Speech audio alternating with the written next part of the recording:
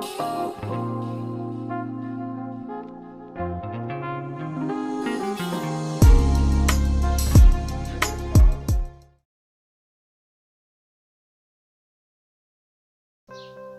arkadaşlar.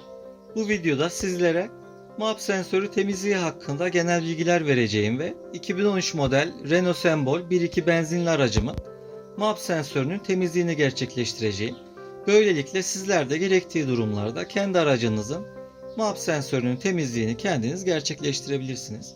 Bu konuda özel olarak bir uyarıda bulunmak istiyorum.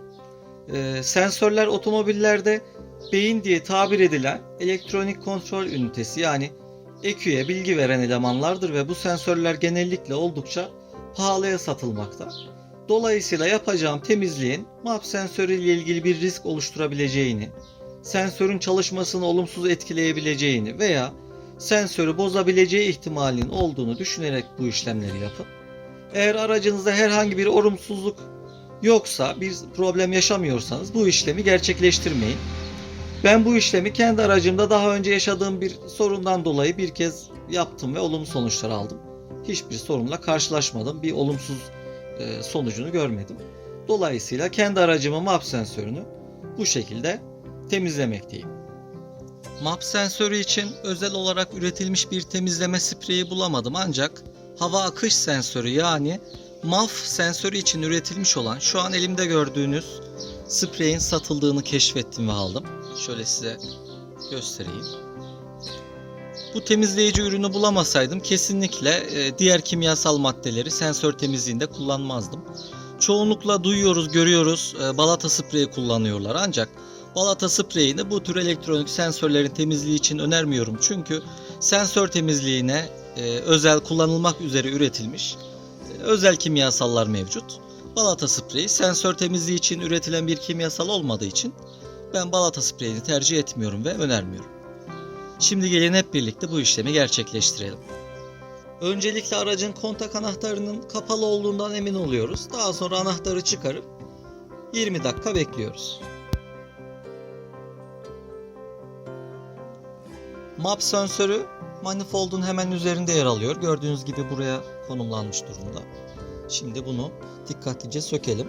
Sensörü sökerken asla çok kaba, çok kuvvetli hareketlerde bulunmuyoruz. Şöyle yumuşak hareketlerle milimetrik esneterek sensörü çıkarıyoruz. Evet, sensörü çıkardık. Gördüğünüz gibi biraz yağlanmış. Daha sonra şuradaki soketi dikkatli bir şekilde, bakın şurada küçük bir tırnak var. Bu tırnaktan kurtulmasını sağlayıp söküyoruz. Bu şekilde söküyoruz.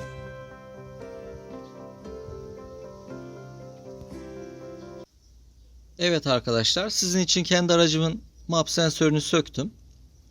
MAP'ın açılımı İngilizce Manifold Absolute Pressure yani manifold mutlak basıncıdır. MAP sensörü kontak açıkken aracın bulunduğu yerdeki atmosfer basıncını, motor çalıştıktan sonra ise emme manifoldu basınç veya vakumunu ölçerek ECU'ye elektriksel olarak bildiren bir elemandır. ECU'ye gelen bu bilgi ile ECU emilen hava miktarını algılar. Buna göre enjektörün açılma süresini ayarlar. Sensörün içinde basınca göre direnci değişen bir eleman load cell bulunmaktadır. Şu delikten baktığımız zaman görünen bir parlak bir küçük 1-2 milimetre genişliğinde bir yer görünüyor. Sanırım orası.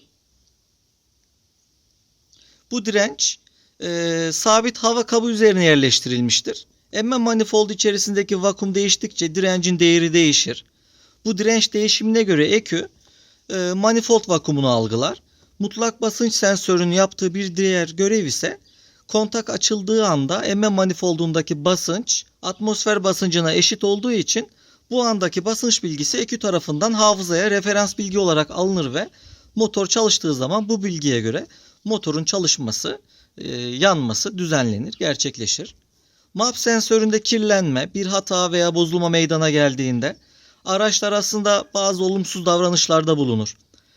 Mesela MAP sensörü bozulursa motor çalışır fakat çekiş düşer. İlk hareketi geçişte zorlanır, rölanti düzensizdir, dalgalanır, yakıt sarfiyatı artar, egzozdan fazla duman atar. Fazla yakıt enjeksiyonu yani zengin karışım sebebiyle katalitik konvertörü bozabilir. Bu saydığım olumsuzluklar elbette ki sadece MAP sensörü bozulunca gerçekleşecek diye bir şey yok. Daha birçok sebep bu olumsuzlukları doğurabilir. Ancak bunların MAP sensöründen kaynaklanması da bir ihtimaldir. Bu tarz problemleri yaşadığımızda MAP sensörünü temizlemek belki bir çözüm olabilir. Evet, sensörümüzü söktük. Şimdi temizliğimizi gerçekleştiriyoruz. Kutuyu iyice sallıyoruz. Genelde bu tür ürünler kullanılmadan önce bu şekilde iyice sallanmalı. Sallıyoruz. Şimdi ürünü uyguluyoruz.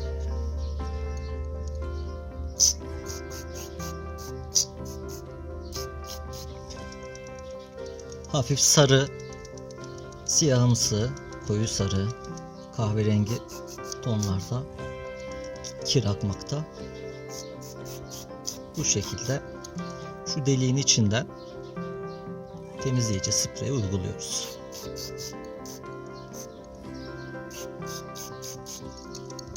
Evet, bu kadar yeterli. Temizleme işlemimiz tamam. Şimdi bu sensörü 15-20 dakika iyice kuruyana kadar beklememiz gerekiyor. Bekleyelim.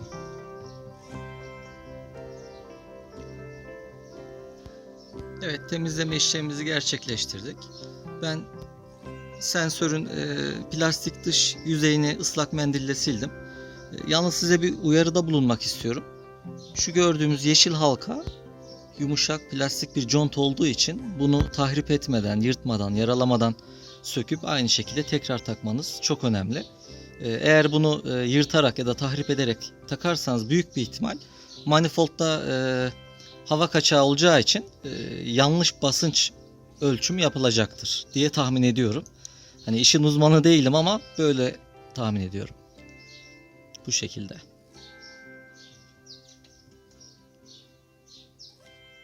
Evet, şimdi MAP sensörümüzü takalım.